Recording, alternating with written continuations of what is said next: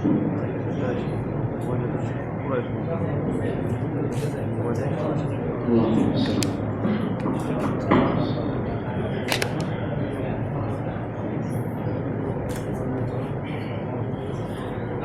عليكم ورحمة الله وبركاته. إن الحمد لله نحمده ونستعينه ونستغفره ونؤمن به ونتوكل عليه ونعوذ بالله من شرور أنفسنا ومن سيئات أعمالنا. من يهد الله فلا مضل له ومن يضلل فلا هادي له. وأشهد أن لا إله إلا الله وحده لا شريك له. وأشهد أن سيدنا الرجيم. بسم الله الرحمن الرحيم. وترى الشمس إذا طلعت تزاور عن كهفهم ذات اليمين وإذا غربت تقرضهم ذات الشمال وهم في فجوة من ذلك من آيات الله.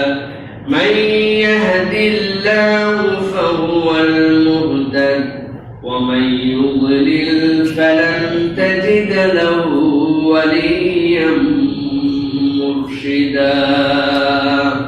وقال الله سبحانه وتعالى: إن الله وملائكته يصلون على النبي يا أيها الذين آمنوا صلوا عليه وسلموا تسليما. اللهم صل على محمد وعلى آل محمد كما صليت على إبراهيم وعلى آل إبراهيم إنك حميد مجيد. اللهم بارك على محمد وعلى آل محمد كما باركت على إبراهيم وعلى آل إبراهيم إنك حميد مجيد. الحمد لله. আল্লাহ রাব্বুল আলামিনের শুকরগুজার হচ্ছি যে আল্লাহ রাব্বুল আলামিন আমাদেরকে সাইয়্যিদুল আইয়াম জুমার দিনে সাইয়্যিদুল মাকাম আল্লাহ রাব্বুল আলামিনের ঘরে আল্লাহ রাব্বুল আলামিনের জিকিরের জন্য আগে আসার বসার তৌফিক, যোগ্যতা, সুস্থতা, মন মানসিকতা, পরিবেশ পরিস্থিতি দান করেছেন। সে আল্লাহর কাছে তাঁরই শেখানো বাক্যে কালিমাতুশ শুকর আদায় করছি। সকলে পড়ছি আলহামদুলিল্লাহ। দরুদ এবং সালাম বর্ষিত হোক আকায়ে নামদার তাজদারে মদিনা আপনার আমার প্রিয় রাসূল জনাবে মুহাম্মদুর রাসূলুল্লাহ সাল্লাল্লাহু আলাইহি ওয়াসাল্লামের প্রতি। সম্মানিত হাজিরিন, আজকের জুমায় আমরা সংক্ষিপ্ত সময়ে পবিত্র কোরআনুল কারীমের অন্যতম একটি সূরা সূরাতুল কাহফের কতগুলি বিষয় নিয়ে আমরা একটু আলোচনা করব। আমরা সকলেই কম বেশি জানি কোরআনুল কারীমের মধ্যে আল্লাহ রাব্বুল আলামিন যে সকল সূরাগুলিকে আমাদের জন্য অন্যতম নিয়ামত স্বরূপ পাঠিয়েছেন তার মাঝে অন্যতম একটি সূরা হচ্ছে সূরাতুল কাহফ। হাদিসের মধ্যে এসেছে দুই ধরনের বর্ণনা এসেছে। মুসলিম শরীফের হাদিসের মধ্যে একটা বর্ণনা এসেছে, অন্য হাদিসের মধ্যে এসেছে, দুইটাই সহিহ riwayat। রাসূলুল্লাহ সাল্লাল্লাহু আলাইহি ওয়াসাল্লাম বলছেন, যদি তোমরা দাজ্জালের ফিতনা থেকে বাঁচতে চাও তাহলে তোমরা সূরাতুল কাহফের প্রথম 10 আয়াত আত্মস্থ করে ফেলো। আবার আরেক হাদিসের মধ্যে আল্লাহ রাসূল সাল্লাল্লাহু আলাইহি ওয়াসাল্লাম বলেছেন, দাজ্জালের ফিতনা থেকে বাঁচতে চাইলে সূরা কাহফের শেষ 10টি আয়াত আত্মস্থ করো। আবু দাউদের হাদিসের মধ্যে আসছে, রাসূলুল্লাহ সাল্লাল্লাহু আলাইহি ওয়াসাল্লাম বলছেন, তোমরা যদি কেউ দাজ্জালের সাক্ষাৎ পেয়ে যাও সাথে সাথে তোমরা সূরাতুল কাহফ তেলাওয়াত করতে শুরু করো, আল্লাহ তার ফিতনা থেকে তোমাদের হেফাজত করবে। সুবহানাল্লাহ। রাসূলুল্লাহ সাল্লাল্লাহু আলাইহি ওয়াসাল্লাম বলছেন, কেউ যদি জুমার দিনে যেভাবে সূরাতুল কাহফ অবতীর্ণ হয়েছে সেভাবে এই কাহফকে তেলাওয়াত করে তথা পুরা সূরা যদি তেলাওয়াত করে, তাহলে এই জুমা থেকে আগামী জুমা পর্যন্ত আল্লাহ তার সাথে একটা নূর দিয়ে দিবেন, যে নূর দিয়ে সে রাস্তা দেখতে পাবে। সুবহানাল্লাহ। আরেকটা হাদিসের মধ্যে আসছে, রাসূলুল্লাহ সাল্লাল্লাহু আলাইহি ওয়াসাল্লাম বলছেন, নূরুহুম ইয়াসআ বাইনা আইদিহিম ওয়া বিআইমানিহিম, কিয়ামতের দিনে বান্দাদের যে ডান থেকে সামনে থেকে আলো পাবে, এটা হচ্ছে সূরাতুল কাহফের তেলাওয়াতকারীরা। যারা সূরাতুল কাহফ তেলাওয়াত করবে, জান্নাতে যাওয়ার জন্য আল্লাহ এই সূরাকে তাদের জন্য টর্চ লাইট বানায়। সুবহানাল্লাহ। সুতরাং এই সূরাতুল কাহফের অনেক ফজিলতের কথা আল্লাহ রাসূল কেবল বলেনই নাই, প্রমাণিত আছে। রাসূলুল্লাহ সাল্লাল্লাহু আলাইহি সাল্লাম থেকে একটা হাদিস এসেছে, যে হাদিসের মধ্যে এক সাহাবী রাত্রিবেলা সূরাতুল কাহফ তেলাওয়াত করছিলেন। দুইটা রশি দিয়ে তার একটা জানোয়ার বাঁধা ছিল, মানে জানোয়ারটা খুব শক্তিশালী, এই জন্য ডবল রশি দিয়ে বেঁধে রাখছে। উনি রাত্রিবেলা সূরাতুল কাহফ তেলাওয়াত করছেন আর দেখেন ওই জানোয়ারটা পাগলের মতো ছটফট করছে। খানিকক্ষণ পরে খেয়াল করে দেখলেন আসমান থেকে কি জানি একটা মেঘের মতো এসে তার পাশটুকুকে আবৃত করে রেখেছে। ভয় পেয়ে তিনি তেলাওয়াত বন্ধ করলেন, রাসূলুল্লাহ সাল্লাল্লাহু আলাইহি ওয়াসাল্লামের কাছে সকালবেলা বললেন, ইয়া রাসূলুল্লাহ, আমি সূরা কাহফ তেলাওয়াত করছিলাম, জানোয়ার অস্থির, পাশ দিয়ে দেখি মেঘের মতো কি যেন আমাকে ঢেকে ধরতেছে। আল্লাহ রাসূল বললেন, ও আমার সাহাবী, এইটা তোমার কোরআন তেলাওয়াতের ফজিলত, সূরা কাহফ তেলাওয়াতের ফজিলত। আল্লাহ যার কালাম তেলাওয়াত করে আসমান থেকে তাদের জন্য সাকিনা অবতীর্ণ করেন, এটা ছিল তোমার জন্য সাকিনা। সুবহানাল্লাহ। প্রিয় ভাইরা, এই হচ্ছে সূরাতুল কাহফ। এই সূরা কাহফ আমরা কম বেশি পড়ি, জুমার দিনে আমরা পড়ার চেষ্টা করি। আজকে আমরা সূরাতুল কাহফ থেকে 9টি শিক্ষার কথা আলোচনা করার চেষ্টা করব, যে এই সূরাটির এত মর্যাদা, এই সূরাটি আলোকবর্তিকা, দাজ্জালের ফিতনা থেকে বাঁচায়। সূরার মধ্যে আসলে আছে কি? এই সূরাটার মধ্যে আল্লাহ রাব্বুল আলামিন আরো শিক্ষা আছে, কিন্তু সংক্ষিপ্ত সময়ে 9টি বিষয়ের উপরে আমরা সূরাতুল কাহফের যে মৌলিক শিক্ষা তার উপরে আমরা কিছু কথা বলার জন্য চেষ্টা করব। ওমা তাওফীক ইল্লা বিল্লাহ। প্রিয় ভাইরা, এই শিক্ষাগুলো প্রথম সূরাতুল কাহফ আমাদের জন্য যে শিক্ষা দেয়, সে শিক্ষাটি হচ্ছে সুপথ প্রাপ্তি এবং হিদায়াতে অটল থাকা আল্লাহর ইচ্ছা এবং সন্তুষ্টি ব্যতীত অসম্ভব। সুপথ প্রাপ্ত হওয়া এবং এই সুপথ প্রাপ্তর পরে হিদায়াতের উপরে অটল থাকা, এটা আল্লাহ রাব্বুল আলামিন যদি বান্দার প্রতি সন্তুষ্ট না হন, আল্লাহ যদি নিজে ইচ্ছা করে তার প্রতি দয়া না করে, পৃথিবীর কোনো মানুষ হিদায়াত তো পাবেই না, এর উপরে টিকেও থাকতে পারবে না। পৃথিবীতে কত মানুষকে দেখা গেছে একটা বয়স পর্যন্ত কি সুন্দর নামাজি, কি সুন্দর তার জান্নাতের দিকে চলাফেরা, হঠাৎ করে কলেজ লাইফে যে, বিশ্ববিদ্যালয় লাইফে যে, তার থেকে নোংরা মানসিকতা পরিবর্তিত মানুষ আর কেউ হয় না। আছে না এরকম? আবার সারা জীবন পড়ালেখা করছে উল্টা, হঠাৎ করে আল্লাহ তার মধ্যে দ্বীনের এমন বুঝ দিয়েছেন, দুনিয়া একদিক, সে আল্লাহ রাস্তায় চলার জন্য একদিক। এইটার নজিরও আমাদের মধ্যে আছে। আছে কি না? সূরাতুল কাহফ আমাদেরকে শিক্ষা দেয়। আল্লাহ রাব্বুল আলামিন 17 নম্বর আয়াতের মধ্যে সেই দিকে ইঙ্গিত করছেন। আল্লাহ বলছেন, ভালো করে খেয়াল করে দেখো, ওয়া তারা শামসা ইযা তালাআত তাযাওয়ারু আন কাফিহিম যাতাল ইয়ামিন ওয়া ইযা গরাবাত তাকরিদুহুম যাতাশ শিমাল। ওই কাহফওয়ালা যারা তাদের নিজেদের রবের সাথে শিরিক করবে না, রবের সাথে অংশ স্থাপন করবে না, অথচ তাদের রাজত্বের মধ্যে দাফিয়ানুস তিনি সহ তার পুরা অঞ্চলের মধ্যে শিরিকে সয়লাব। এই মানুষ কয়টা বললো, চিন্তা করলো না, আমরা এই কাজের সাথে জড়িত হব না, আমরা এখান থেকে বেরিয়ে যাব।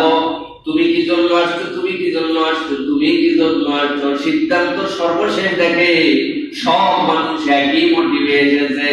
আল্লাহ বলছেন, এই মানুষগুলা যখন গুহার মধ্যে অবস্থান করছে, আল্লাহ বলছেন, আমি রব্বুল আমিন, আমার কাছে হেদায়েত ঠিক আছে, আমার সাথে শিরিক করবে না জন্য যখন তারা যাচ্ছিল, আমি আল্লাহ তাদের জন্য কি ব্যবস্থাপনা গ্রহণ করলাম। আল্লাহ বলছেন,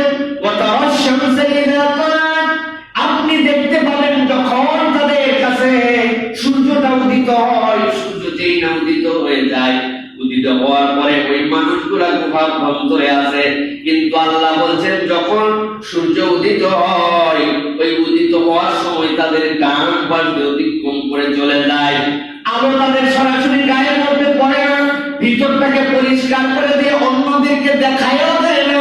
আবার ভিতরে টেম্পারেচার নষ্ট হয়ে যাবে, এমন ঠান্ডা হয়ে যাবে যে তাদের পাঠযোগ্য হবে না, এরকমও নয়। ডান পাশ দিয়ে অতিক্রম করে করে সূর্যটা চলে যায়। এমন একটা বিউটিফুল প্লেসে আল্লাহ ওই গুহার মধ্যে তাদেরকে অবস্থান করাচ্ছেন। আল্লাহ বলছেন কেবল এরকমই নয়, আবার যখন সূর্যটা ডুবতে শুরু করে তারপরে আর যখন সূর্যটা ডুবে তখন তাদের বাম পাশ দিয়ে অতিক্রম করে। খুবই সহজ কথা, কিন্তু আল্লাহ বলছেন না, এত সহজ কথা নয়। কেন নয়? তার কারণ জানো নাকি? যে গুহার মধ্যে তারা আছে, এই গুহাটা ছোট্ট একটু গুহা নয়, এটা একটা প্রশস্ত প্রান্তর। খুব বিস্ময়করভাবে রব্বুল আলামিন তাদেরকে সেখানে অবস্থান করিয়েছেন। ফাজওয়া মানে হচ্ছে প্রান্তর। গুহাকে আল্লাহ প্রান্তরের সাথে তুলনা দিয়েছেন, ভিতরটা অনেক বড়। কিন্তু এমন অভূতপূর্ব একটা গুহায় আল্লাহ তাদেরকে হিদায়াতের মধ্যে ঢুকায় রেখেছেন, যেখানে সরাসরি আলো পড়লে মানুষ দেখে ফেলবে। আবার সূর্যের সাথে সম্পূর্ণ ডিসকানেক্ট হলে তাদের হায়াতের মধ্যে বিরাট সমস্যা হবে। আল্লাহ ডান দিয়েও নিয়ে যান, বিকালবেলা বাম দিয়েও নিয়ে যান, কিন্তু এই প্রশান্ত আত্মাগুলার ঘুমের ডিস্টার্ব হয় না, বাহির থেকে কেউ ভিতরে দেখতেও পায় না। সুবহানাল্লাহ। আমার আল্লাহ রাব্বুল আলামিন বলেন যালিকা মিন আয়াতিল্লাহ।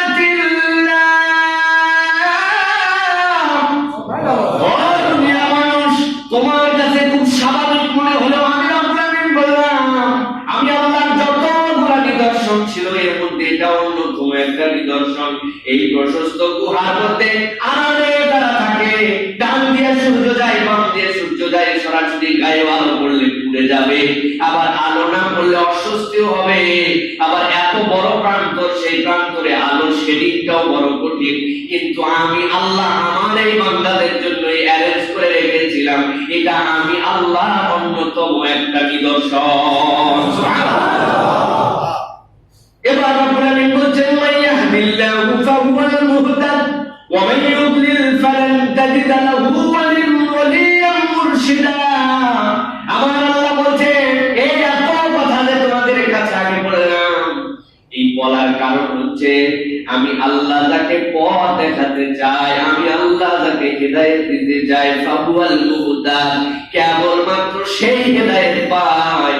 আর আমি আল্লাহ বললাম ওয়া মান ইউদ্লিল ফালান তাজিদ লাহু ওয়ালিয়্যান মুরশিদা। আর আল্লাহ যদি কাউকে পথ হারা করে দেন, দুনিয়ার কোন ওলি, দুনিয়ার কোন মুর্শিদ, দুনিয়ার কোন মাধ্যম তার জন্য হিদায়াত এনে দিতে পারে না। আল্লাহু আকবার। মুফাসসিররা ব্যাখ্যা করছেন আল্লাহ কেন এখানে বললেন ফালান তাজিদ লাহু ওয়ালিয়্যান মুরশিদা। আমার রব্বুল আলামিন বলার কারণ সেই মানুষগুলা ওই দাকিয়ানুস, ওই সম্প্রদায় থেকে বেরিয়ে আসছিল। একজনের সামাজিক অবস্থান, একজনের রাজনৈতিক অবস্থান, অর্থনৈতিক অবস্থান এমন ছিল না যে তারা বিরাট বিচক্ষণ ব্যক্তি, সমাজের বিরাট অধিপতি একজন এরকম ছিল না। অথচ ওই সমাজের মধ্যে প্রভাব, প্রতিপত্তি, বুঝ, জ্ঞান, সঠিক রাস্তায় চলার উপযুক্ত তার হাজার হাজার মানুষ ছিল। কিন্তু আল্লাহ এই আল্লাহর পথের সন্ধানী সাতজন যুবককে আল্লাহ রাব্বুল আলামিন নিজ দায়িত্বে, নিজ কুদরতে তাদের অন্তরের তামান্নায় হেদায়েত দিয়েছেন। বাকি লক্ষ লক্ষ মানুষ এত সামাজিক সুসংগত অবস্থান, অর্থনৈতিক অবস্থান, পারিপার্শ্বিক অবস্থান সব কিছু তাদের পক্ষে থাকার পরেও আল্লাহর সাথে শিরক মুক্ত হতে পারে নাই, হিদায়াত পায় নাই। আল্লাহ বলেন এই জন্য যাকে আল্লাহ হিদায়াত দিতে চান ওই ব্যক্তিরই কেবল হিদায়াতের রাস্তায় চলা সহজ। সুবহানাল্লাহ। এই আয়াতে কারিমার দ্বারা আমাদের সব সময় একটা জিনিস অন্তরের মধ্যে গেঁথে নিয়ে রাখতে হবে।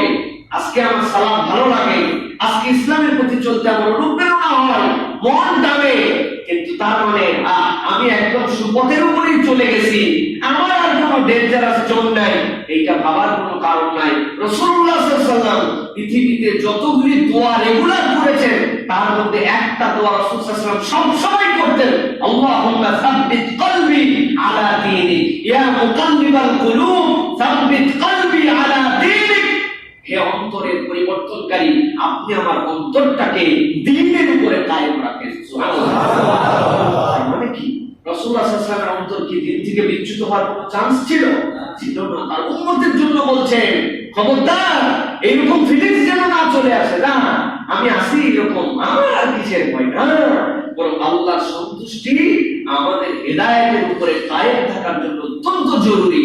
প্রিয় ভাইয়েরা, এই আয়াতে কারিমা আমাদেরকে শিক্ষা দিচ্ছে যে যে বান্দারা দুনিয়ার মুখে আল্লাহ রাব্বুল আলামিনকে অসন্তুষ্ট করে চলছে, তারা দুনিয়ার মুখে যত ধরনের শান্তি পায়, হেদায়েতের শান্তি যদি না পায়, তাহলে প্রকৃত তার সাথে আসলে কিছুই নেই। ঠিক কি না? আছে তার সাথে কিছুই নেই, তার সাথে সে আল্লাহকে অসন্তুষ্ট করে চলছে। দুনিয়ার মধ্যে হয়তো সাময়িকভাবে সে মনে করছে আমি খুব আমোদে আছি, খুব প্রমোদে আছি, খুব ভালো আছি, কিন্তু এই যে আল্লাহ রাব্বুল আলামিন বলছেন দুনিয়ার এইটার মূল্যায়ন আল্লাহর কাছে এক চুল নাই। বরং দুনিয়ায় যদি আমাদের কিছু কষ্টও হয়, আল্লাহর রাস্তায় চলতে যে যদি মানুষের টিটকারিও শুনতে হয়, আল্লাহ এবং তার রাসূলের আনুগত্য করতে যে আমাকে যদি সমাজ রাষ্ট্র বিভিন্ন প্রতিবন্ধকতার শিকার হতে হয়, কিন্তু বান্দা যদি ডিটারমাইন্ড হয় যে আমি আল্লাহর দিকে চলবো, আল্লাহ রাব্বুল আলামিন ওই বান্দার জন্য চলার উপযুক্ত তার একটা ব্যবস্থা করে দিবেন। আল্লাহ রাব্বুল আলামিন কি বলছেন এবার শুনেন, দ্বিতীয় শিক্ষা। আল্লাহ রাব্বুল আলামিন বলছেন যে ব্যক্তি নিজের ঈমান এবং দ্বীনকে রক্ষা করার জন্য নিজের অন্তরের মধ্যে এই অনুপ্রেরণা একবার জাগাবে যে আমার দ্বীন আর আমার ঈমান সবার আগে, আল্লাহ রাব্বুল আলামিন বলছেন টেনশন করো না, এই মন যদি তোমার হয়ে যায় আল্লাহ তোমাকে হেফাজত করবেন, আর আল্লাহ তোমাকে হেফাজতের দায়িত্ব নিজেই নিজের কাছে নিয়ে নেবেন। সুবহানাল্লাহ। আমার রাব্বুল আলামিন বলছেন শোনো, আমি তার অভিভাবক হয়ে যাব, দুনিয়ার সব একদিকে, তার কাছে দ্বীন একদিকে, তার দিকে ঈমান একদিকে। সূরা কাহাফ আমাদেরকে সাক্ষ্য দিচ্ছে, আল্লাহ নিজে বলছেন, আল্লাহ বলছেন ওয়া তাহসাবুহুম আইকাযাও ওয়া হুম রুকুদ ওয়া নুকাল্লিবুহুম যাতাল ইয়ামিনি ওয়া যাতাশ শিমাল ওয়া কালবুহুম বাসিতুন যিরাআইহি বিল ওয়াসীদ।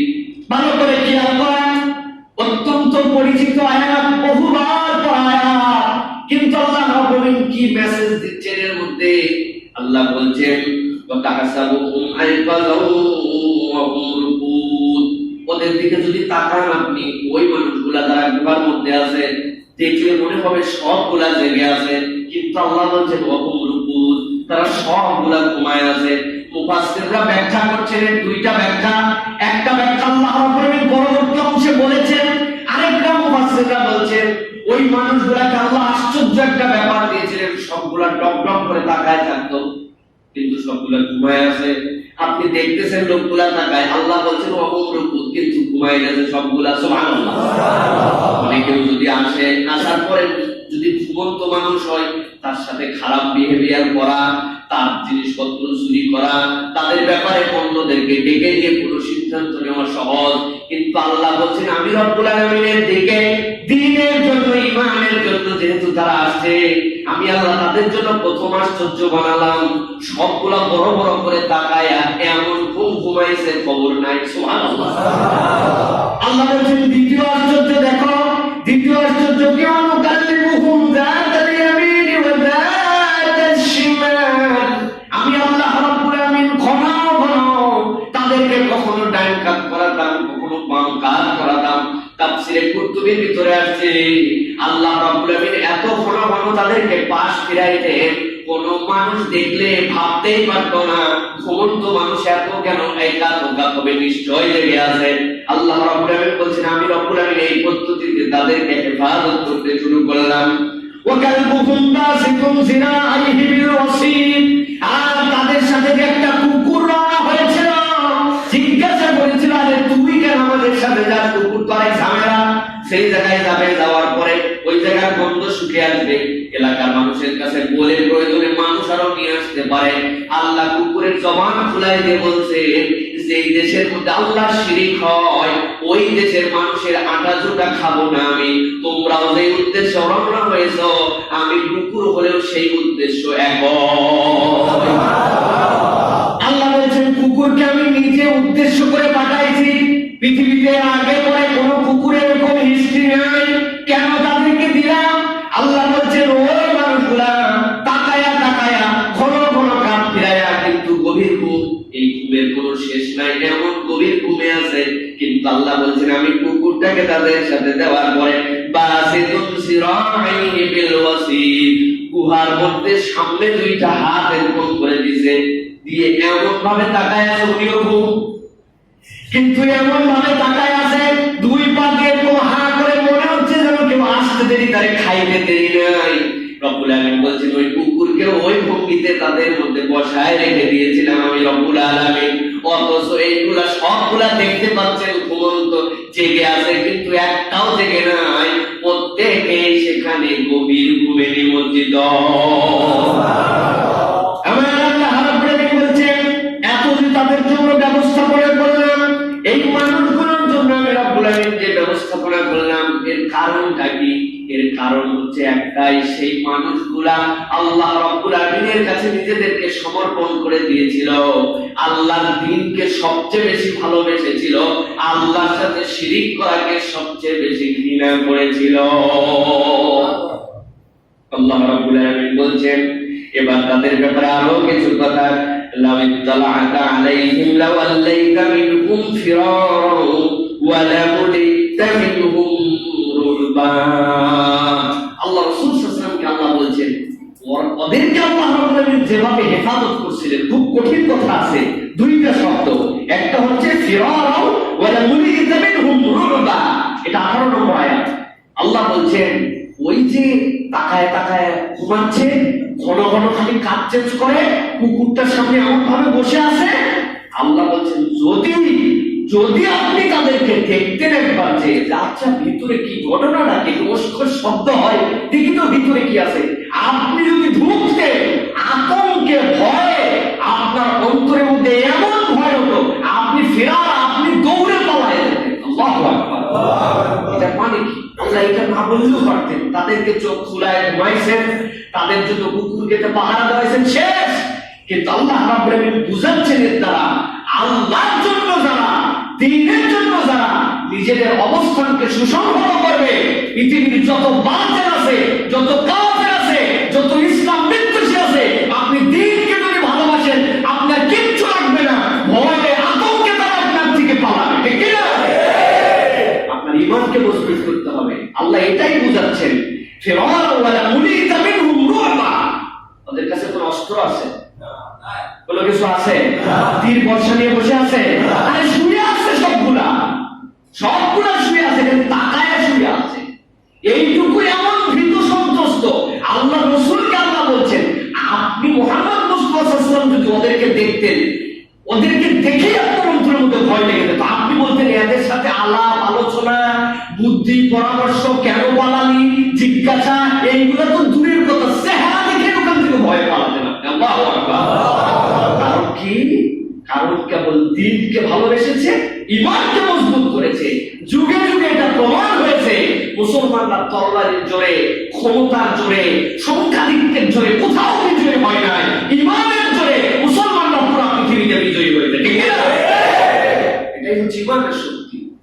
আরো কি ভাইকে বলা লাগবে না? আপনাদের সামনে প্রমাণ দেখতে পাচ্ছেন, আর ভাইকে বললাম না। প্রিয় ভাইরা, আল্লাহ রাব্বুল আলামিন এরপরে 3 নম্বর শিক্ষা আমাদের জন্য যেটা দিচ্ছেন, আল্লাহ রাব্বুল আলামিন বুঝাচ্ছেন যদি তোমরা প্রথমটা কি হেদায়েতের উপরে থাকতে চাও, আল্লাহ রাব্বুল আলামিনের তোমাদের থেকে সন্তুষ্টি নিতে হবে। 2 নম্বর, তুমি যদি ঈমান এবং দ্বীনের জন্য তোমাকে স্যাক্রিফাইস করে দাও, এই দুটো আগে, তাহলে আল্লাহ রাব্বুল আলামিন তোমার জিম্মাদার হবে। আর ওই দুটো নিয়ামত যদি তুমি পেতে চাও, আল্লাহ রাব্বুল আলামিন বলছেন তাহলে আল্লাহর হেদায়েতে অবিচল এবং আল্লাহর হেফাজতে থাকতে হলে হালাল খেতে হবে, হারামকে বর্জন করতে হবে। এই সূরার 3 নম্বর শিক্ষা। সূরা কাহফ। এই সূরা কাহফ এমনি এত গুরুত্বপূর্ণ শিক্ষা নয়। 3 নম্বর আল্লাহ রাব্বুল আলামিন কি বলছেন? আল্লাহ রাব্বুল আলামিন বলছেন ফাবাসু আহাদাকুম বিওয়ারিকুম হাদিহি ইলাল মাদিনাতি ফালিয়ানজুর আইয়ুহা আসকা তুআমান ফালিয়াতিকুম বিরিজকিন মিনহু ওয়ালিয়াতাওয়াফফ ওয়া লা ইউশዒরান্না বিকুম আহাদা। আমরা রাব্বুল আলামিন তাদেরকে যখন ঘুম থেকে জাগ্রত করেন, জিজ্ঞাসা করছে একজন আরেকজন কারে, মনে হয় তো ঘুমায় গেছিলাম, কতক্ষণ ঘুমিয়েছিলাম? কেউ বলে ইয়াউম আও বাদা ইয়াউম, আরে একদিন হতে পারে, দিনের কিছু অংশ হতে পারে। কারণ যখন ঘুমাইছিল তখন সূর্য ডোবা ডোবা মধ্যাকাশে অথবা শুরুর দিকে ছিল, এখন দেখতেছে কেবল সূর্য আবার সেই রকম অবস্থায় আছে, কনফিউজ। কেউ বলে একদিন, কেউ বলে বাদা ইয়াউম অথবা দিনের কত অংশ। আল্লাহ বলেন না না, 1 বছর একদিন একদিন নয়, বরং রব্বুল আলামিন তোমাদেরকে একাধারে 309 বছর ঘুমায় রেখেছে। 300 বলেছেন আল্লাহ, তারপরে আলাদা করে আবার প্রমাণ করেছেন, ব্যাখ্যা করেছেন অনেক মুফাসসির। আরবিতে চন্দ্র বছর আর সূর্য বছর যেই হিসাবকেই তুমি নাও, যদি চন্দ্র বছরকে নাও তাহলে সেইটা সূর্য বছরের জন্য 309 বছর হবে, আর চন্দ্রের জন্য 300 বছর হবে। কোন কোন মুফাসসির বলছেন না, এই ওয়াদা আল্লাহ পুরাটাই অর্থ করেন। মূলত আল্লাহ কোরআনে যেহেতু সব জায়গায় চাঁদের বছরের কথা বলেছেন, অথবা ওই মানুষগুলাকে 309 বছরের রব্বুল আলামিন শোয়ায় রেখেছিলেন। আল্লাহ বলছেন জানো না তোমরা, তাদের জানানো দরকার নাই, কিন্তু উঠার পরে পরামর্শ করতে শুরু করলো। খেয়াল করেন, তারা পালায়ে যাচ্ছে, তাদের পিছনে বিপদ আর বিপদ। যদি জানতে পারে এই পরিবারের লোকজন নাই, কি জন্য নাই? আমরা নাকি আল্লাহদ্রোহী, আমরা নাকি খোদাদ্রোহী, আমাদেরকে খোদাদ্রোহী বানায় আমাদের এলাকা থেকে পালাচ্ছে, কত বড় বিপদের কথা। এরকম বিপদে যদি কেউ পড়ে, খিদা যদি লাগে, বলে আরে সামনে যা পাই সেখান থেকে কিছু নিয়ে চলে আসবি, আরে খাইলে কোনো জান বাঁচানো ফরজ। কিন্তু আল্লাহ রাব্বুল আলামিন শিক্ষা দিচ্ছেন, ভালো করে খেয়াল করেন। আল্লাহ বলেছেন তাদের কনসেপ্টটা কি? ওই রকম বিপদের সময়েও ঘুমের থেকে ওঠার পরে ক্ষুধা লেগেছে, তখনও তারা হালাল হারামের চিন্তা করছে। এমনি আল্লাহর দয়া পায় নাই, এমনি আল্লাহর অনুগ্রহ পায় নাই। আল্লাহ বলেছেন ফাবাসু আহাদাকুম বিওয়ারিকুম হাদিহি, এই যে মুদ্রাগুলা নিয়ে যাও একজন। এর মধ্যে আরো একটা শিক্ষা আছে বলি। আল্লাহ রাব্বুল আলামিন বলেছেন ওয়ারিকুম হাদিহি, নিয়ে যাও এই মুদ্রাগুলা ইলাল মাদিনাতি, ওই শহরের মধ্যে যেখানে দোকানপাট আছে। ফালিয়ানজুর আইয়ুহা আসকা তুআমা, যাওয়ার পরে দেখবে সবচেয়ে পবিত্র, হারাম বিমুক্ত, এরকম সুন্দর পরিচ্ছন্ন খাবার যেটা, সেই খাবারটা কিনে নিয়ে আসো। তাসকিয়ায়ে নফস, শুনছেন এই শব্দ? কোরআন কারীমের মধ্যে আল্লাহ রাসূল প্রেরণের যে 4টা কারণের কথা বহু জায়গায় বলেছেন, যে আল্লাহ কেন রাসূল প্রেরণ করেন? ইয়াতলুনা আলাইহিম আয়াতিহি ওয়া ইউযাক্কিহিম ওয়া ইউআল্লিমুহুমুল কিতাব ওয়াল হিকমা। ওই যে ইউযাক্কিহিম, তাদেরকে পরিশুদ্ধ করা। আল্লাহ রাব্বুল আলামিন বলেছেন আইয়ুহা আসকা তুআমান, তোমার অন্তর তো ততক্ষণ বিশুদ্ধ হবে না যতক্ষণ না তুমি হালাল রিজিক উপার্জন করবে এবং হালাল না খাবে। আল্লাহ এই জন্য শিক্ষা দিচ্ছেন। খালি এমনি এমনি আল্লাহ কোরআনে কোনো শব্দ দিয়ে দেন নাই। ওই মানুষগুলোর মেন্টালিটি দেখেন, তারা বলছে যাবে তো যাবে, সামনে যা পাবে বাবা টপ করে নিয়ে চলে আসো না। তুমি যাবে, যাওয়ার পরে সেখান থেকে আইয়ুহা আযকা তুআমান, আল্লাহ যে সকল খাদ্য খাওয়ার অনুমতি দিয়েছে এরকম বিশুদ্ধ খাবার দেখে নিয়ে আসবে। খাবার খুবই বিশুদ্ধ, এর উপর কোনো টেস্টি খাবার হয় না, কিন্তু এই খাবারের অল্প একটু অংশের মধ্যে এমন জিনিস দেয়, ইউরোপ আমেরিকা পর্যন্ত আমরা শুনেছি, বলে হুজুর আমরা তো ফিশ ফ্রাই করি, কিন্তু এই ফিশ ফ্রাইয়ের মধ্যে শুয়োরের চর্বি দিতে হয়, তাহলে টেস্ট হয়। এখন খাবার তো মাছ হালাল, কিন্তু শুয়োরের চর্বি কি হালাল? গায়ে সাবান মাখেন আপনি, সাবান কি জন্য দেন? শরীরের নাপাকি দূর করার জন্য। কিন্তু এই সাবানের মধ্যে যদি শুয়োরের চর্বি থাকে, তাহলে ওই সাবান দিয়ে শরীর কি পাক হবে না অপাক হবে? এই জন্য আল্লাহ রাব্বুল আলামিন বলেছেন আইয়ুহা আসকা তুআমা, যে বিশুদ্ধ খাবার, যেটা হালাল খাবার, এরকম জিনিস সেখান থেকে নিয়ে আসবে। ফালিয়াতিকুম বিরিজকিন মিনহু ওয়া লিয়াতালাত্তাফ ওয়া লা ইউশরিকনা বিকুম আহাদা। তবে হ্যাঁ, এই হালাল খাবার দিতে যে তোমরা খুব সাবধানে যাবে, আমাদেরকে যেন কেউ চিনে না ফেলে, কোথায় আছি আমরা এটাও যেন বুঝতে না পারে, টের জানি না পায়, একদম সাবধানতা অবলম্বন করে যাবে। যাওয়ার পরে আমাদের জন্য খাবার সেখান থেকে নিয়ে আসবে। প্রিয় ভাইয়েরা, তাহলে সূরা কাহাফ আমাদেরকে শিক্ষা দিচ্ছে আল্লাহর হেদায়েতের উপর অটল থাকার জন্য এবং আল্লাহর হেফাজতে থাকার জন্য হালাল খাদ্য খেতে হবে, হারামকে বর্জন করতে হবে। ঈমানদারের সম্পর্ক হারাম খানার সাথে হতে পারে না, সেটা যতই টেস্টি হোক আর যতই মজা হোক, এটা ঈমানদারের চরিত্র হবে না। প্রিয় ভাইয়েরা, এরপরে 4 নম্বরে আল্লাহ রাব্বুল আলামিন বলছেন ওই মানুষগুলোর জন্য সূরাতুল কাহাফ থেকে কিয়ামত পর্যন্ত অনাগত ঈমানদারদের জন্য আমি আল্লাহ একটা শিক্ষা দিলাম। দুনিয়ার জন্য নয়, বরং দ্বীনের জন্য তোমরা হিজরত করতে পারো। নিজের জন্মভূমি আবার ভূমিকে প্রয়োজনে ছেড়ে দিতে হতে পারে, তুমি চলে যেতে পারো। আর দ্বিতীয়ত, যদি এমন বিপদ সংকুল পরিবেশ হয় সেই জায়গায় তোমার ঈমানকে প্রকাশ করে দিলে তোমাকে কঠিন বিপদের মুখোমুখি হতে পারে, সেই সময় প্রয়োজনের কারণে ঈমানকে তুমি গোপন রাখতে পারো। কিন্তু আমরা উল্টাটা এখন দেখতে পাই, দুনিয়ার বৈষয়িক উপার্জনের জন্য, দুনিয়ার বৈষয়িক লাভের জন্য এমন এমন দেশের মধ্যে আমরা সফর করতেছি, এমন এমন দেশের মাইগ্রেট হয়ে যাচ্ছি, এমন এমন দেশের নাগরিকত্ব পাওয়ার জন্য আমরা লালায়িত, যেখানে যাওয়ার পরে ঈমান ইসলাম আপনার দিকে থাকা কঠিন হবে। ঈমান ইসলামের জন্য হিজরত করা বৈধ, আর আপনি করতেছেন দুনিয়া পাওয়ার জন্য। অনেক ক্ষেত্রে ঈমান ইসলাম আপনাকে হারাতে হতে পারে সেই সকল জায়গায়, যে ঠিক কি না? বলতে সহজ, অনেকের মনে ব্যথাও লাগতে পারে। বাংলাদেশ আমাদের দেশ সম্পূর্ণ ইসলামিক দেশ নয়, ইসলামী শরিয়া এখানে বলবৎ নয়, তবে এখন পর্যন্ত আমাদের দেশে এমন পরিবেশ আছে, আবার ভূমিতে এমন ভাবে ঈমান চর্চা করার সুযোগ আছে। এমন জায়গায় আপনি যাবেন, আপনার ছেলে মেয়ে এখনো এই জায়গাতে যেই সকল অপরাধ করার সাহস করবে না, এমন এমন দেশ আছে সেখানে যাওয়ার পরে বয়সটা যদি কেবলমাত্র 18 হয়ে যায়, বাপ মা চাইলেও তারা বকতে পারবে না, বকতে দেরি টেলিফোন দিয়ে শুধু পুলিশে ফোন করে দিবে। আপনার সন্তানের বকার অপরাধে 3 দিন কমসে কম হাজতে থেকে আসা লাগবে। এই নামাজ পড়িস নাই কেন, ফজরের সময় উঠিস নাই কেন, এক থাপ্পড় দিয়ে ঠিক করে দেব, নামাজ পড়ে এক্ষুনি। এই কথা বলার সাথে সাথে ফোন তুলে টেলিফোনে দিছে। আমার চুলের ব্যাঘাত করে আমার প্যারেন্টস সকালবেলা আমাকে ডাকে, আমার রাত্রে ঘুম হয় না, জোর করে আমাকে ধর্ম পালনের বাধ্য করতেছে। কমসে কম 15 দিন ডিটেনশনে নিয়ে আপনার জেলের মধ্যে ধরে রেখে দিবে। আমি নিজের সন্তানের উন্নতির জন্য, নিজের সন্তানের কল্যাণের জন্য ইউরোপ আমেরিকা এরকম দেশে যাওয়ার জন্য খুশি রাজি, ঠিক না? যারা ঠিক বলছিস তাদেরকেই কালকে ভিসা দিলে সব দোষ লাগাবে। আমার রাব্বুল আলামিন বলছেন দুনিয়ার জন্য নয়, বরং দ্বীনের জন্য যদি হয় হিজরত তুমি করতে পারো, যেখানে যাওয়ার পরে তোমার দ্বীন হেফাজত হবে, তোমার ইসলাম হেফাজত হবে, তোমাকে আল্লাহ রাব্বুল আলামিন সেই পারমিশন দিয়েছেন।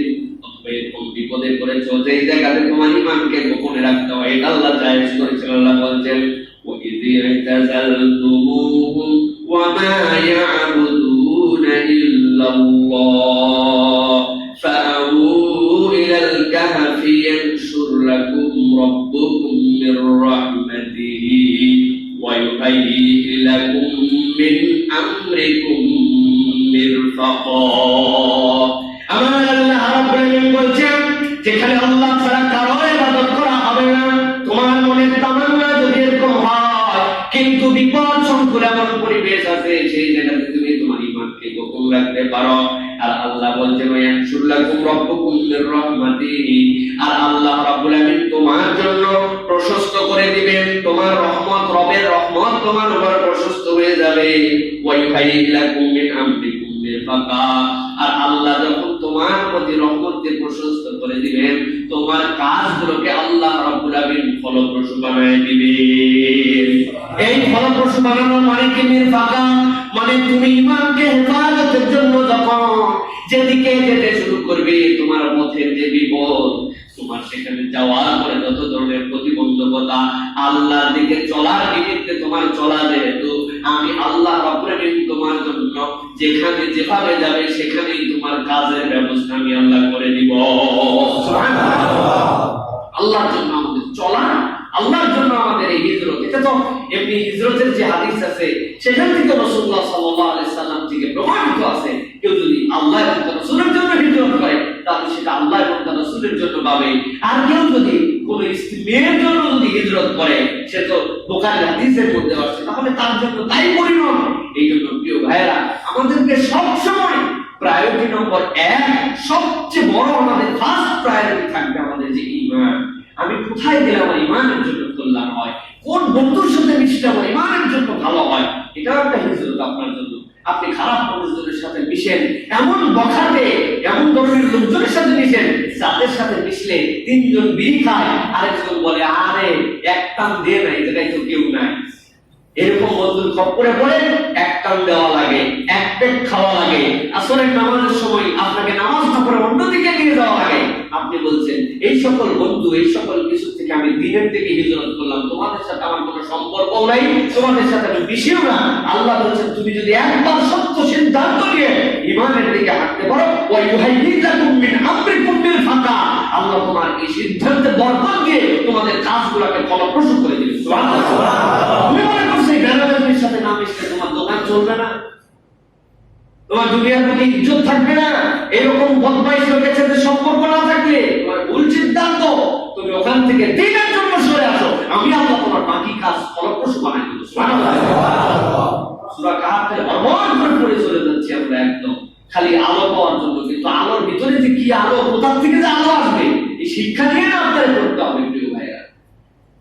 ৫ম নম্বর, আল্লাহ রাব্বুল আলামিন বলছেন, খুব ভালো করে বুঝেন, আল্লাহ বলছেন যখন আল্লাহ রাব্বুল আলামিনের সাক্ষী রেখে রবকে মেনে আগামীর জন্য কোনো কাজের সিদ্ধান্ত নিবে, ভরসা যদি করো তাহলে অবশ্যই ভরসা আল্লাহর প্রতি করবে। আর ভবিষ্যতে কিছু করার জন্য আল্লাহ রাব্বুল আলামিনকে অগ্রগামী হিসাবে মেনে আল্লাহ কেবল যদি সহায়তা করেন তবে আমার দ্বারা সম্ভব এই ঈমান মনের মধ্যে গাঁথিত করবে। আল্লাহ রাব্বুল আলামিন বলেন, ওয়ালা তাকুলান্না লিশাইইন ইন্নী ফাইলুন যালিকা গাদা ইল্লা আইয়াশা আল্লাহ। খবরদার আগামীকালকে আমি কাজ করে ফেলবো এরকম করে বড় করে বলে ফেলো না, বরং যদি ভবিষ্যতে কিছু বলতে চাও তাহলে সেই কথার সাথে যুক্ত করে দিবে যদি আল্লাহ চান তাহলে আগামীতে আমি কাজ করব। অন্যতম বড় একটা শিক্ষা, এই শিক্ষা আল্লাহ রাব্বুল আলামিন হাতে কলমে রাসূলুল্লাহ সাল্লাল্লাহু আলাইহি ওয়াসাল্লামকে দিয়ে দেওয়াইছেন। শুধু না, রাসূল সাল্লাল্লাহু আলাইহি ওয়াসাল্লামকে এমন শিক্ষা দিয়েছেন 15 দিন ওহী বন্ধ ছিল। এমন শিক্ষা রাসূলুল্লাহ সাল্লাল্লাহু আলাইহি ওয়াসাল্লামের কাছে ইহুদিরা আসলো, ইহুদিরা আসার পর রাসূল সাল্লাল্লাহু আলাইহি ওয়াসাল্লামের কাছে 3টা প্রশ্ন করলো, মুহাম্মদ তুমি আমাদের এই 3টা প্রশ্নের উত্তর দাও। 1 নম্বর কি বলে, আত্মার স্বরূপ কি আমাদেরকে বুঝাইতে হবে। 2 নম্বরে আসহাবে কাহাফ গুহাবাসীর খবর তোমার কাছে কি আছে আমাদেরকে জানাতে হবে। আর 3 নম্বরে আমাদেরকে জানাবে যুলকারনাইন কে এবং তার বিষয়ে তুমি কি জানো। রাসূলুল্লাহ সাল্লাল্লাহু আলাইহি ওয়াসাল্লাম বলেন আগামীকালকে আসো বলে দেব। রাসূলুল্লাহ সাল্লাল্লাহু আলাইহি ওয়াসাল্লাম আশা করছেন আগামীকালকে আমার প্রতি ওহী আল্লাহর পক্ষ থেকে আসবে, তারপরে জানাই দেব আত্মার স্বরূপ কি, যুলকারনাইন কে, আর কাহাফবাসী সম্পর্কে কি জানো। রাসূল সাল্লাল্লাহু আলাইহি ওয়াসাল্লাম এইগুলো বিষয়ে কিছুই জানেন না, কিন্তু আল্লাহ রাসূল সাল্লাল্লাহু আলাইহি ওয়াসাল্লাম বলেন আগামীকালকে আসো আমি জানাই দেব। 1 দিন 2 দিন নয়, 15 দিন রাসূলুল্লাহ সাল্লাল্লাহু আলাইহি ওয়াসাল্লামের প্রতি কোনো ওহী আসে না। ইহুদিরা তো একদম বার্তা পৌঁছা শেষ। নবী নবী বলো কোথায় এগুলো জানলেন। রাসূল সাল্লাল্লাহু আলাইহি ওয়াসাল্লাম দুশ্চিন্তায় পেরেশান, জিবরাইল আসেন না আল্লাহর পক্ষ থেকে, আমার জানার আগে তো আল্লাহ তাদেরকে আমাকে জানায় দেন এটা ব্যাপার কি। আল্লাহ রাব্বুল আলামিন আয়াতে কারিমা নাযিল করেন, ওয়াযকুর রাব্বাকা ইযা নাসিতা ওয়া কুল আসা আন ইয়াহদিয়ানি রাব্বি লিআকরাবা মিন হাযা রাশাদা। 2টা আল্লাহ রাব্বুল আলামিন এই ষষ্ঠ শিক্ষার মধ্যে দিয়েছেন। 1 নম্বর হচ্ছে বান্দা যখন ভবিষ্যতে কিছু করবে এরকম সিদ্ধান্ত নিবে ইনশাআল্লাহ, এই শব্দটার ব্যবহার ইমানদারের ঠোঁটের আগে থাকবে। সব সময় সে ভবিষ্যতের জন্য এই কথা বলবে, তবে বুঝে সুঝে বলবে। আমাদের অনেক মুসলমান আছেন কোথায় ইনশাআল্লাহ বলতে হবে এইটাও ঠিক মতো বুঝি না। চাচা কেমন আছেন ভাই, ইনশাআল্লাহ ভালো আছি বলে না, রেগুলার তো শুনি না প্রত্যেক দিন, আর ভিতর ভিতর অস্থির লাগে না। চাচা বলল ইনশাআল্লাহ ভবিষ্যতের জন্য ভালো আছি, বর্তমানের জন্য আলহামদুলিল্লাহ, বিস্ময় প্রকাশের জন্য সুবহানাল্লাহ, এই শব্দগুলোর ব্যবহার আমাদেরকে জানতে হবে। কোন একটা বাচ্চাকে দেখে খুব ভালো লেগে গেছে, আল্লাহ রাসূল বলছেন তোমার চোখ লাগা সত্য, তুমি এমন ভাবে কথা বলছো সেই বাচ্চাটার ক্ষতি হতে পারে, সেই পশুটার ক্ষতি হতে পারে, সেই ফলটা পর্যন্ত ক্ষতি হতে পারে। আপনি আমি তোকে সাহাবায়ে কেরাম থেকে প্রমাণিত আছে, এক সাহাবী গোসল করছেন, শরীরটা এত সুন্দর, আরেক সাহাবী দেখে বললেন বাপরে বাপ কি শরীরে, এমন অসুস্থ হওয়া হলে শরীর আর ভালো হয় না। আল্লাহ নবীর কাছে এসে বললেন, আল্লাহ নবী বললেন কোথাও উন্মুক্ত বাইরে কোনো গোসল করা করছিলে বা কিছু দেখেছে কিনা? কেউ বলে হ্যাঁ আমার অমুক সাহাবী তো আমাকে দেখেছেন। আল্লাহ নবী বললেন তার চোখ লেগে গেছে, কি করতে হবে এখন? ওই ভাইকে ডেকে নিয়ে আসো, নিয়ে আসার পরে তারে গোসল করালেন, ওই পানিটা একটা পাত্রের মধ্যে ধরলেন, ধরার পরে ওই পানি দিয়ে যে ব্যক্তি অসুস্থ তারে গোসল করালেন। এখন আপনি আমাদের দেশে যদি কারোর কোনো অসুখ হয় আর তাইকে বলেন গোসল কর, বদমাইশ আমার সেরো না তুমি না, আমার চোখ লাগছে, আমার মুসলমানদার মুসলমান দুনিয়ায় নেই একটা, বা তুমি আমার এরকম দোষ দিচ্ছ যে এই কাজ করা যাবে না, তো আমাদেরকে সাবধান হতে হবে। আল্লাহ রাসূল শিখাই দিয়েছেন বাচ্চাটা সুন্দর, শুধু বলো না মাশাআল্লাহ, আল্লাহ যেরকম চেয়েছেন সেরকমই তো সুন্দর। লাউ তোমার ক্ষেতটা তো মাশাআল্লাহ অনেক সুন্দর হয়েছে, তোমার গরুগুলো তো মাশাআল্লাহ অনেক সুন্দর হয়েছে, বাইরে আপনি আগে একরকম ছিলেন, এখন তো দেখতে মাশাআল্লাহ অনেক সুন্দর হয়ে গেছেন। আপনি এমন একটা কথা যুক্ত করে দিলেন, শয়তান চোখ লাগানোর কোনো জায়গার মধ্যে পাবে না। আমার আল্লাহ রাব্বুল আলামিন এই জন্য বলছেন, যদি কারো মনে থাকে না, ভুলে যায়, ভুলে যাওয়ার রোগ থেকে যদি আপনি বাঁচতে চান, তাহলে আপনাকে এই কথামালাগুলোর ব্যবহার করতে হবে। কোরআন আমাদেরকে শেখাচ্ছে ওয়াজকুর রাব্বাকা ইযা নাসিতা, যখন তুমি ভুলে যাবে তখন আল্লাহ রাব্বুল আলামিনকে স্মরণ করো, আল্লাহ জিকির করো, আর বলো ওয়াকুল আসাইয়াতি রাব্বি লিআকরাবা মিন হাযা রাশাদা। আমি ভুলে গেছি কিন্তু আল্লাহর প্রতি ভরসা করা থেকে আমি সরি না, আল্লাহর প্রতি আমি ভরসা করি, আল্লাহ জিকির করি। আল্লাহ বলছেন ভুলে গেছিস তাই কি, দেওয়ার মালিক তো আমি আল্লাহ, আগের বার ভুলে গেছিস জন্য কিছু হারাইছিস, কিন্তু এর থেকে এত উত্তম কিছু দিব সেই দেওয়া যে আল্লাহ আমাদের তোকে পথ দেখাই দিবে। সুবহানাল্লাহ, পথ দেখাই দিবে। দেখেন এই আয়াতে কারিমা কেন আসলো? এই আয়াতে কারিমা রাসূলুল্লাহ সাল্লাল্লাহু আলাইহি ওয়াসাল্লাম তিনটা প্রশ্নে বললেন, পরের দিন উত্তর দিবেন, কিন্তু দিতে পারলেন না, আয়াত আসে নাই। আল্লাহ রাব্বুল আলামিন 15 দিন অপেক্ষা করালেন, কিন্তু 15 দিন অপেক্ষা করানোর পরে কেবল এই তিন বিষয়ের উত্তরই এই সূরার মধ্যে দেন নাই। আল্লাহ শিক্ষা দিয়েছেন তো দিয়েছেন, সাথে সাথে এই সূরাকে আল্লাহ রাব্বুল আলামিন জান্নাতে যাওয়ার আলো বানায় দিয়েছেন। সুবহানাল্লাহ, পরের দিন দিলে হয়তো তিনটার উত্তর দিবেন, কিন্তু আল্লাহ অপেক্ষা করাইছেন, শিক্ষা দিয়েছেন, দেওয়ার পরে এমন নিয়ামত দিয়েছেন সেই নিয়ামতে উম্মতে মুহাম্মদ উদ্ভাসিত হয়ে গেছে। সুবহানাল্লাহ, আল্লাহ এই জন্য বলছেন যদি মনে থাকে না, ভুলে যায়, অন্তরের রোগের সমাধানের নাম আল্লাহ জিকির। কে? জিকির তিন ধরনের, খুব ভালো করে মনে রাখবেন।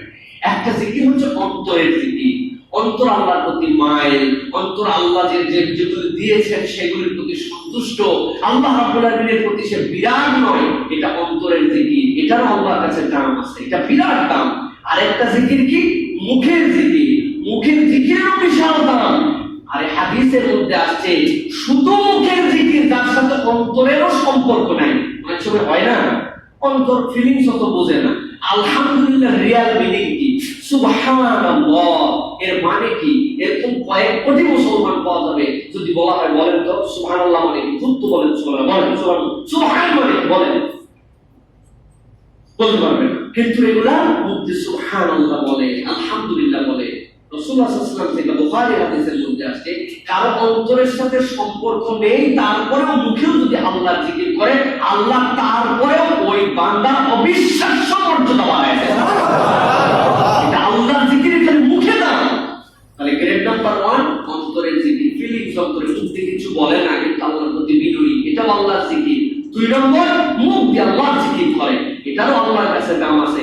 আর 3 নম্বরে সর্বোত্তম অন্তরে ফিল করে আল্লাহু আকবার, আল্লাহ আমাকে যে নিয়ামত দিয়েছেন, আল্লাহ আমাকে যে ভালো রেখেছেন, আল্লাহ আমাকে যে ঈমানের দৌলত দান কি হবে 60-70 বছরে?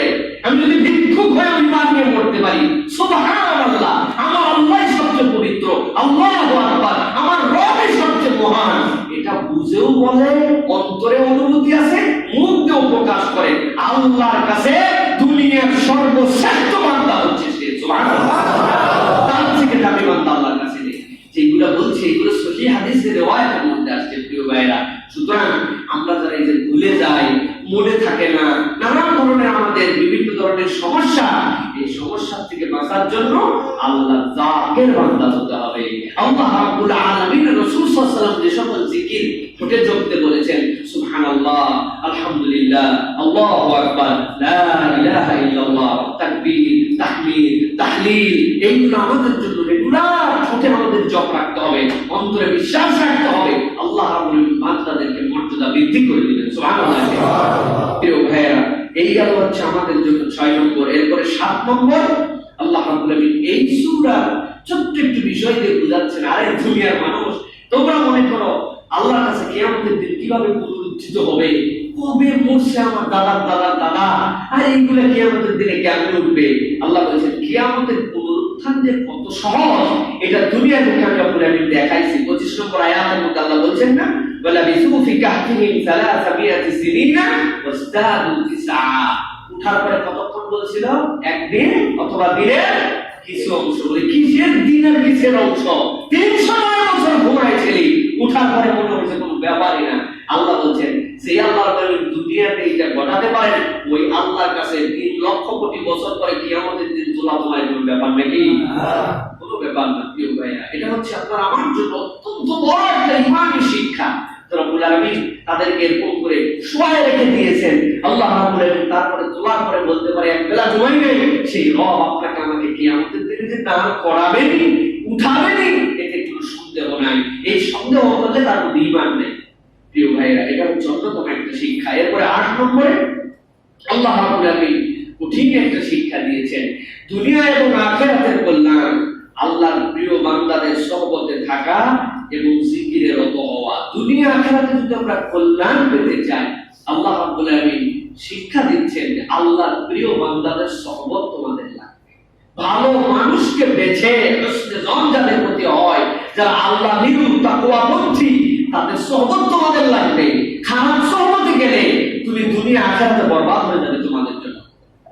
আল্লাহ রাব্বুল আলামিন বলছেন, ওয়াসবির নাফসাকা মা'আল্লাযীনা ইয়াদউনা রাব্বাহুম বিল গাদাতি ওয়াল আশি ইউরিদুনা ওয়াজহাহু ওয়া লা তা'দু আইনাকা আনহুম। আল্লাহ রাব্বুল আলামিন আয়াতে কারিমা যদিও সূরা কাহফের মধ্যে দিয়েছেন, কিন্তু আল্লাহ রাব্বুল আলামিন সূরা আয়াতের আরেকটা প্রেক্ষাপট বর্ণনা করেছিলেন। আল্লাহ নবী সাল্লাল্লাহু আলাইহি ওয়াসাল্লাম কাবার চত্বরে বসতেন।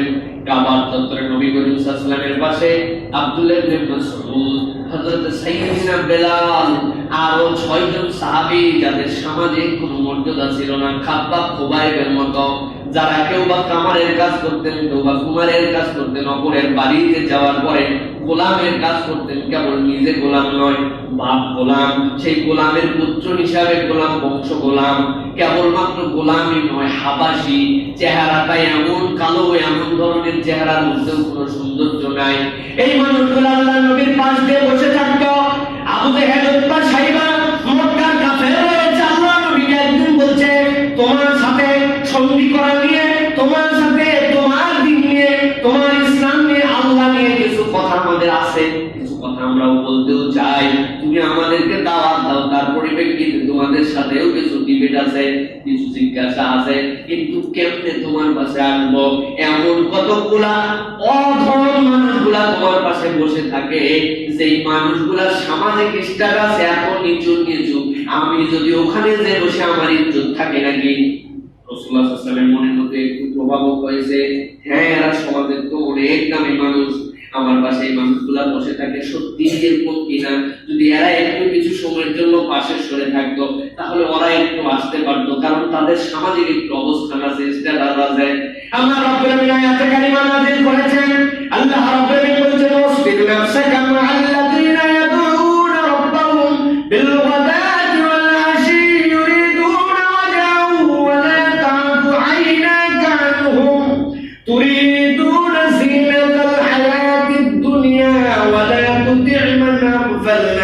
قبله عن ذكرنا واتبع هواه وكان أمره فرطا আমার রব্বুল আলামিন বলছেন আপনার অন্তর ওই সকল মানুষের সাথে লাগায় দিয়ে রাখেন খবরদার অন্তরের মধ্যে তাদের ব্যাপারে বিরূপ ধারণা আনবেন না সেই মানুষগুলা সকাল সন্ধ্যা আল্লাহর জন্য জিকির করে সকাল সন্ধ্যা আল্লাহ এবং তার রাসূলের সন্তুষ্টির জন্য চলে তাদের সামাজিক মর্যাদা থাক বা না থাক আপনার চোখ যেন তাদের থেকে ঘুরায় না যায় অন্যদিকে না যায় পক্ষান্তরে ওদের মর্যাদা যতই হোক সমাজে কিন্তু তারা আল্লাহ রাজি খুশির জন্য আল্লাহ জিকিরে আল্লাহ এবং তার রাসূলের সন্তুষ্টির জন্য দুনিয়ায় চলাফেরা করে না আমি আল্লাহর কাছে তাদের 5 পয়সা মর্যাদা নাই খুব ভালো করে বুঝবেন আল্লাহ রাব্বুল আলামিন বলেছেন ইউরিদুনা ওয়াজহাহু তাদের উদ্দেশ্য কি তাদের উদ্দেশ্য হচ্ছে রব্বুল আলামিনের সন্তুষ্টি আল্লাহর সন্তুষ্টির জন্য তারা দুনিয়ার বুকে সব ত্যাগ করেছে গোলাম হতে পারে কুলি হতে পারে কামার হতে পারে কুমার হতে পারে কিন্তু আল্লাহর সন্তুষ্টি যেহেতু তাদের জন্য পরিধানযোগ্য সবচেয়ে বেশি আল্লাহ বলেন খবরদার ওয়ালা তা'দু আইনা কানুকুম এক মুহূর্তের জন্য তাদের থেকে আপনার চোখকে সরায় দিবেন না সুবহানাল্লাহ অনেক সব সময় একজন মানুষের দিকে তাকায় থাকতে পারে পারে না কিন্তু আল্লাহ এখানে বলার কারণ হচ্ছে আপনি তাদের থেকে আপনার দৃষ্টিভঙ্গি যেটা এটার পরিবর্তন যেন কখনো করবেন না ভাই আমার যে অবস্থা চলতেছে আপনি একটু আমাদের খেয়াল রাখেন ভাই বলে না ও আছে ঘরের মধ্যে ঢাকায় আমেরিকা ও খেয়াল রাখবে কেমনি এই খেয়াল মানে হচ্ছে মানে আপনি আমাকে ভুলে যান না আপনি আপনার অন্তরে আমার মধ্যে বিরূপ কোনো কিছু অনুভূতি করতে যেন নিয়ে এসেন না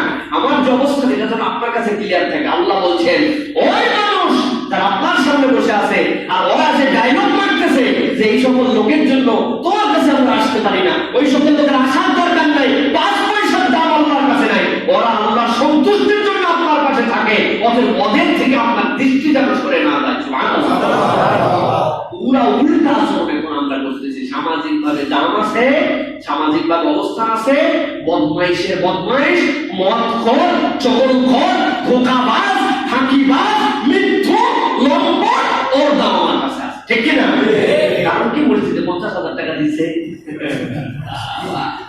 আসেন কোথায় আপনি কোত্থেকে যে দিয়েছে তা জানি না আরেকজন 5 টাকা দিয়েছে কিন্তু ওই 50 টাকা যেটা দিয়েছে ওইটা লম্পট নাম্বার 1 বদমাইশ ওর সাথে আপনার সম্পর্ক বেশি ভালো ঠিক না খালি এরকম ঠিক আপনার কোর্ট কাছারি যেখানে যাবেন সেখানে দেখবেন আলেম ওলামা যারা দামি মানুষ যারা আল্লাহর কাছে সবচেয়ে প্রিয় মানুষ তাদের সাথে কি ধরনের আচরণ করা হয় আর মদখোর লম্পট অপরের চরিত্র নষ্টকারী তাদের সাথে কোর্টে আরেক ধরনের ব্যবহার করা হয় দেখছেন সামাজিক ভাবে তাদের ফ্যান ফলোয়ার বেশি তাদের এক ভিডিওতে মিলিয়ন ভিউ হয় এই মোল্লা বাচ্চা মোল্লা আর কিছু নামাজি করতে লোক কম যায় হ্যাঁ আর কি খাওয়া আছে নাকি তাই না ওনার জন্য উকিল কে হবে এটা নিয়ে গন্ডগোল বাজে যায় আর এটাদের উকিল খুঁজে পাওয়া যায় না আছে না আরো বলতে হবে না আরো ভাইকে বলতে হবে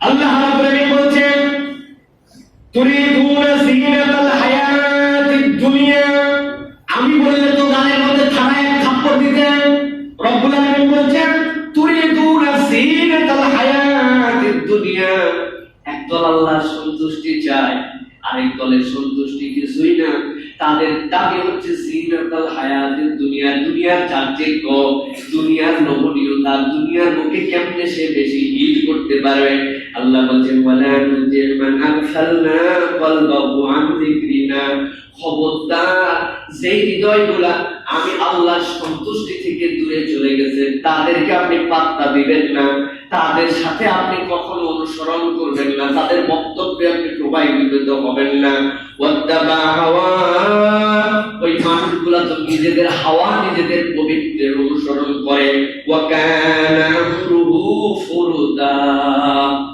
ওদের সব কাজগুলাই হচ্ছে সীমালঙ্ঘনের কাজ খুব সাবধান তাহলে এখানে দুইটা দলের পরিচয় পাওয়া গেল একটা দল হয়তো বা দরিদ্র সামাজিক স্ট্যাটাস নাই কিন্তু তারা আল্লাহর জিকির সকাল সন্ধ্যা করে আর আল্লাহর সন্তুষ্টি কেবল কামনা করে। আরেক দল কি সীমা লঙ্ঘন করে, দুনিয়ার চাকচিক্য চায়, মানে রাসূলের কাছে হিদায়াত দিতে আসবে তাও ঠাট মাট কমে নেয়, ওরা সরে যা, আমরা আসবো। আল্লাহ বলেছেন এগুলোর কোনো খাওয়া নাই, এইগুলোর কোনো বার্তা আপনি দিবেন না। যারা আল্লাহ এবং তার রাসূলকে ভালোবাসে তাদেরকে ভালোবাসতে হবে, ঠিক না? এদের একটু হিসাব করে দেখবেন, গরিব মানুষের সাথে সম্পর্ক বেশি রাখেন, খালি ধনী মানুষের সাথে সম্পর্ক করেন না। খালি ধনী মানুষের কাছে গেলে বিপদ আছে, নিজের আরো বেশি হতাশা বাড়বে। গেছেন বড় লোকের সাথে খালি মিশেন, নিজের অবস্থা অত খারাপ ভালো না। নিজের বাড়িতে এসে দেখেন চেয়ার, ওনার বাড়িতে দেখেন 1 লক্ষ টাকা দামের সোফা, আপনার মনের মধ্যে পেরেশানি আছে, হায় হায় কি বাড়িতে গেলাম, কি সোফা নেই, ইস, আর আমার খালি চেয়ার। আবার আরেক বাড়িতে গেছেন, যাওয়ার পর দেখে চকিতে বসতে দিচ্ছে, আপনারে আমার চকিতে বসে, আপনি চিন্তা করছেন চেয়ারও দিল না, যেটাই মনে বাহারে। আমার বাড়িতে গেলাম তো সোফা না থাকলো চেয়ারে বসতে দিতাম, এর বাড়িতে এইটাও নাই, মন ঠিক হয়ে যাবে আপনার। এজন্য খালি ধনী, খালি বড়রা, খালি চাকচিক্য নয়, বরং আল্লাহ রাব্বুল আলামিনকে যে মহব্বত করে, আল্লাহকে যে ভালোবাসে, তাদের সাথে সম্পর্ক বৃদ্ধি করতে হবে। সর্বশেষ যে শিক্ষাটি 9 নম্বর আমাদের জন্য, সেটা হচ্ছে জ্ঞানের জন্য সফর করা, এবং জ্ঞানের জন্য সফর করলে আল্লাহ রাব্বুল আলামিন ইলমে বরকত দান করেন। আমাদের অনেক সফর জ্ঞানের জন্য করা উচিত। আল্লাহ রাব্বুল আলামিন কি বলছেন, খুবই মজার আয়াত, দীর্ঘ ঘটনা। আপনারা কোরআন কারীম খুলবেন, খুলে মাঝে মাঝে পড়বেন। 60 থেকে 62 নম্বরে 1, 2, 3 আয়াতের মধ্যে আল্লাহ রাব্বুল আলামিন সূরাতুল কাহফে বলেছেন, ওয়াইদ ক্বালা মূসা লিফাতাহু লা আবরাহু হাত্তা আবলুগা মাজমা'আল বাহরাইন আও আমদিয়া হুকবা। মূসা আলাইহিস সালাম আল্লাহর বড় আদরের নবী, আল্লাহর কাছে বলেন, আল্লাহ আমাকে যে ইলম দিয়েছেন, দুনিয়ায় আমার থেকে কোনো জ্ঞানী মানুষ আছে নাকি? আমার রব্বুল আলামিনের কথাটা পছন্দ হয় নাই। মূসা, তোমারে খুব ভালোবাসি, তোমার সাথে আমি আল্লাহর কথাও বলি, তাই বলে কি তুমি না জেনে না শুনে আমার কাছে নিজে এত বড় ঘোষণা দিয়ে দিলে? আমার থেকে বড় জ্ঞানী নাই?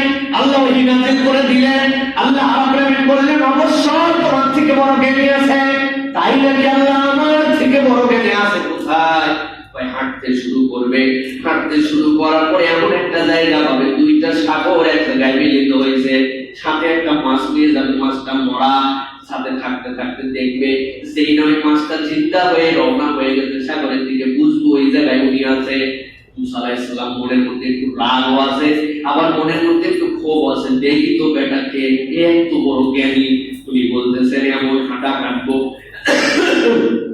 আল্লাহর কাছে বলছেন, আও আমদিয়া হুকুবা, যুগ যুগ প্রয়োজনে হাঁটবো। হুকুবার ব্যাখ্যায় বলেছেন কেউ কেউ 70 বছর, কেউ বলেছেন 80 বছরের রাস্তাকে হুকুব বলা হয়।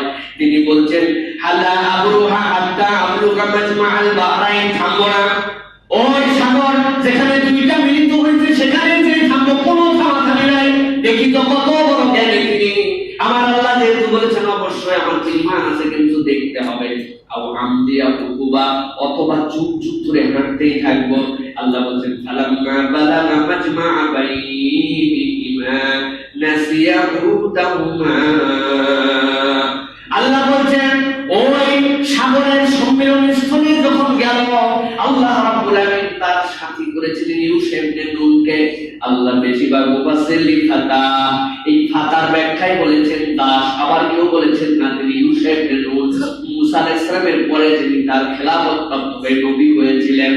আল্লাহ রাব্বুল আলামিন বলছেন, যখন তারা 2 জন ওই সাগরের সম্মিলনস্থলে গেল, যাওয়ার পরে সেখানে তারা ভুলে গেল যে তাদের সাথে যে একটা মাছ আছে, ওই মাছটা জিন্দা হয়ে যাবে, কিন্তু 2 জনই শুয়েছিলেন। ইউসা ইবনে নূন হঠাৎ করে দেখলেন কি যেন একটু নড়াচড়া করে, খানিকক্ষণ পরে দেখছেন সত্যিই তো ওই মাছটা জেতা হয়ে গেছে। জেতা হওয়ার পরে সাগরের দিকে গেছে। মুজিজা নম্বর 1, জেতা হওয়া। 2 নম্বরে আল্লাহ রাব্বুল আলামিন বলছেন কেবল তাই হয় নাই, ও যখন যাচ্ছে, যাওয়ার সময়ে আল্লাহ ওই মাছের এমন ক্ষমতা দিয়েছেন, যেই রাস্তা দিয়ে গেছে পানি সরে যে ওই রাস্তাটাকে আল্লাহ একটা টানেলের মতো বানায় দিয়েছেন। সুবহানাল্লাহ। কিন্তু ভুলে গেছে, বলতে মনে নাই। আল্লাহ রাব্বুল আলামিন বলছেন, নাসবাইনা বাইনিহিমা নাসিয়া হুদাহুমা ফাত্তাখাযা সাবিলাহু ফিল বাহরি সারাবা। ওই মাছটা একটা টানেল বানায় সাগরের মধ্যে চলে গেছে, কিন্তু তাদের তো মনে নাই। আলাম্মা জাওয়াজা ক্বালা লিফাতা, এরপরে চলতে চলতে যখন তিনি ক্লান্ত হলেন, ক্বালা লিফাতা, এই ফাতা মানে যুবক, যুবক মানে ইউসুফ ইবনে নূনকে মুসা আলাইহিস সালাম বলছেন, ও যুবক, আদিনা বাদানা, আমাদেরকে একটু নাস্তা দাও, খাদ্য দাও, লাকাদ লাকিনা মিন সাফারিনা হাযা নাসাবা, এই সফর আমাদেরকে ক্লান্ত করে ফেলছে, একটু খাবার দাও। যেই না তিনি খাবার চাইছেন, সাথে সাথে ইউসুফ বিন নূনের মনে পড়ে গেছে, আরে ওই মাছ তো গতকাল ওই জায়গায় আল্লাহ তো এই ইশারা দিয়ে দিয়েছেন সাগরের মিলনস্থল, যেখান থেকে মাছ জিন্দা হয়ে চলে যাবে, আমি তো বলতে ভুলে গেছি।